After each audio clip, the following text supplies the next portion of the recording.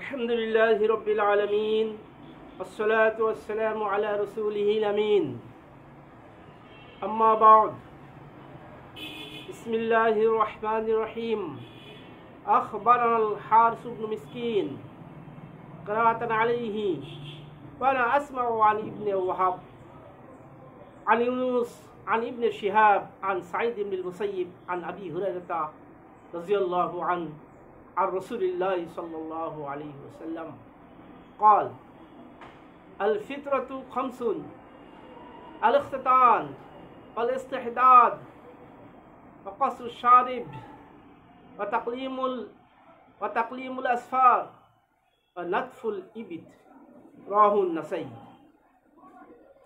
সম্মানিত দর্শক মণ্ডলী, আজকে আমি আপনাদের খেদমতে একটি গুরুত্বপূর্ণ মাসালা নিয়ে আলোচনা করব এই ভিডিওতে। আশা করি মাসলাটি আপনারা ধৈর্য সহকারে সম্পূর্ণটুকু শুনবেন এবং আমলের চেষ্টা করবেন। মাসলাটি সমাজে অনেক মুসলমান ভাই ও বোনেরা হয়তোবা জেনে থাকবে, আবার অনেকেই জানে না। যারা জানে না তাদের জন্য আমার আজকের এই ভিডিও, যাতে করে জেনে আমল করতে পারে। আল ফিতরাতু খামসুন, ইসলামের বৈশিষ্ট্য পাঁচটি। একজন মুসলমান নরনারীর পাঁচটি বিশেষ বৈশিষ্ট্য থাকা জরুরি, যে বৈশিষ্ট্যগুলো আম্বিয়া আলাইহিস সালাতু ওয়াস সালামের দেরও ছিল। সেই হিসাবে একজন মোমেন নরনারীর এই বৈশিষ্ট্যের অধিকারী হওয়া উচিত। সেই বৈশিষ্ট্য পাঁচটির মধ্যে প্রথমটি হলো আল ইখতাতান, খাতনা করা।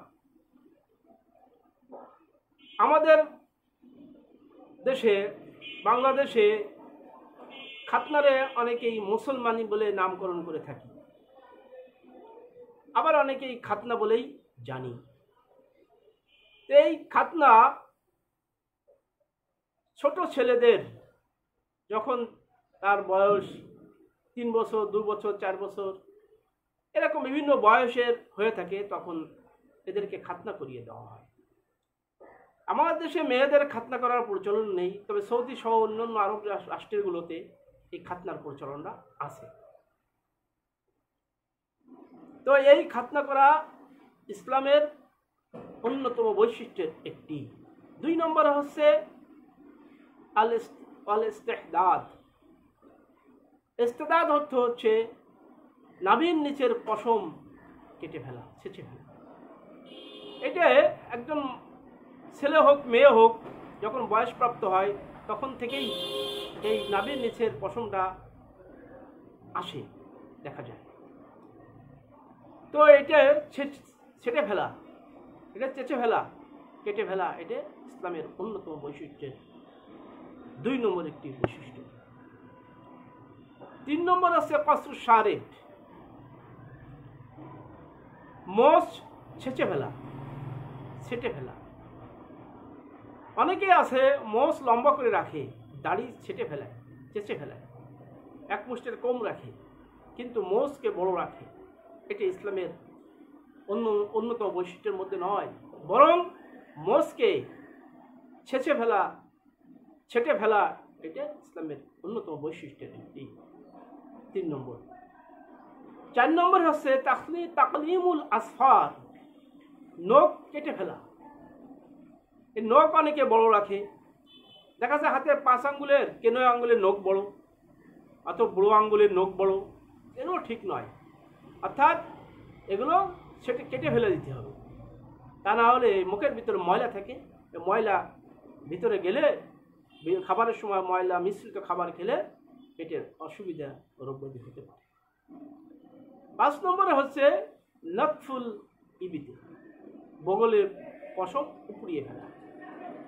এখানে উপড়িয়ে অনেকে ফেলা সম্ভব হয়, অনেকের উপড়িয়ে ফেলা সম্ভব হয় না। যাদের উপড়িয়ে পড়া সম্ভব না হয় তখন তারা চেঁচে ফেলে, ছেটে ফেলবে। তো এই 5টা বিষয় ইসলামের অন্যতম বৈশিষ্ট্য বা সুন্নাত যেটাই বলেন, যেটা আম্বিয়া আলাইহিসসালামের উপরেও ছিল, যারা ওনারা আদায় করতেন। তো কতদিন পর্যন্ত এগুলো না শেষে না ছেটে রাখা যাবে, আর কতদিন, এবং তারপরে সেই সময়সীমা অতিবাহিত হয়ে গেলে কোনো গুনাহ হবে কি হবে না, সেই সম্পর্কে আজকের এই গুরুত্বপূর্ণ ভিডিও। সময় দর্শক মণ্ডলী, যদি নাভির নিচের পশম, বগলের পশম ইত্যাদি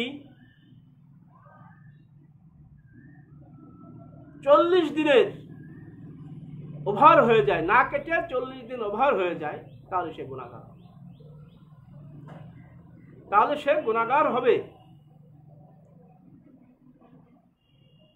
প্রতি সপ্তাহে একবার করে এগুলো সাফ সুতরা করা, পরিষ্কার পরিচ্ছন্ন করা, এটা মুস্তাহাব বা সুন্নাত। 2 সপ্তাহ পর মধ্যে রেখে দিয়ে করাও জায়েজ আছে।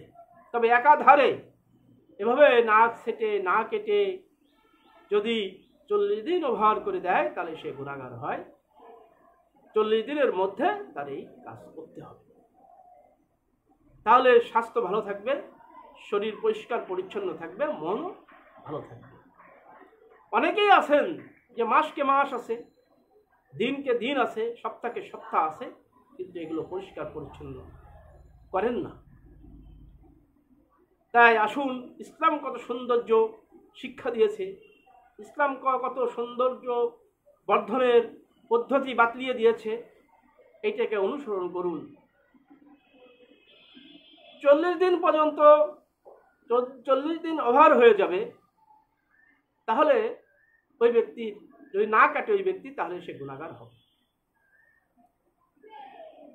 এ ব্যাপারে হযরত আনাস ইবনে মালিক রাদিয়াল্লাহু তাআলা আনহু থেকে বর্ণিত, তিনি বলেন, রাসূলুল্লাহ সাল্লাল্লাহু আলাইহি ওয়াসাল্লাম আমাদের জন্য গোঁফ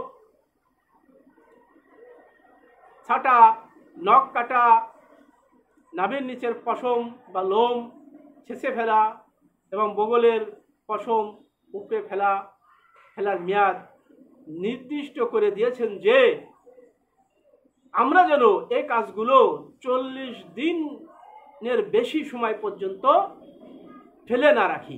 অর্থাৎ 40 দিন পর্যন্ত, 40 দিনের আগ পর্যন্তই আমরা কেটে ফেলবো, পরিষ্কার পরিচ্ছন্ন করব, এর থেকে ওভার করব না। রাসূলুল্লাহ সাল্লাল্লাহু আলাইহি ওয়াসাল্লামের এই হাদিস ইবনে নাসাই শরীফের 14 নম্বর হাদিস, কিতাবুত তাহারাত, পবিত্রতা অধ্যায়, আপনারা দেখতে পারেন। তাই আসুন, আমরা অবহেলা না করে ইসলামের এই সুন্দর এই সুন্নাতটি, এই বিশেষ বৈশিষ্ট্যটি আমরা যথাযথ পালন করি। আর আমার এই ভিডিওর মাধ্যমে আপনারা যদি অনুপ্রাণিত হন, আমল করতে পারেন, তাহলে আমার এই ভিডিও সার্থক হবে। হয়তো বা কোনো ব্যক্তি আমলে যদি করে, তাহলে সব আমি পাবো কিয়ামতের ময়দানে, হয়তোবা এর দ্বারা আমার নাজাতের উসিলা হতে পারে। তাই সম্মানীয় দর্শক মণ্ডলী, আপনারা আমার চ্যানেলটি সাবস্ক্রাইব করে রাখবেন। প্রত্যেক দিন আমি নতুন নতুন ভিডিওর মাধ্যমে আপনাদেরকে একটি মাসালা মনের ব্যথা নিয়ে, আজকে মুসলমান সমাজ, মুসলমান নরনারী ইসলাম থেকে অনেক দূরে, ইসলামের মাসআলা থেকে অনেক দূরে, ইসলামের অনেকে নামাজ পড়ে মাসালা জানে না, অনেকে হজ করে, কিন্তু নিগৃহীত ওই কিছু এমন ছোট ছোট মাসালা রয়েছে, যে মাসালাগুলো তার জানা নেই, অথবা জানলেও সে আমলে পরিণত করে না। আমার এই ভিডিও একান্তই, আমার এই চ্যানেলটি একান্তই তাদের জন্য, যারা জানে না তারা জানুক আর আমলে পরিণত করুক, আর এই সবটা কিয়ামতের ময়দানে আমার আমলনামায় উঠুক, এটাই প্রত্যাশা আমার। তাই আসুন, আপনারা ভিডিওর মাধ্যমে মাসলা জানুন আর আমলে পরিণত করুন। আল্লাহ রাব্বুল আলামিন এই মাসলাটির উপরে আমল করার সকলকে তৌফিক দান করুন। আসসালামু আলাইকুম ওয়া রাহমাতুল্লাহি ওয়া বারাকাতুহু।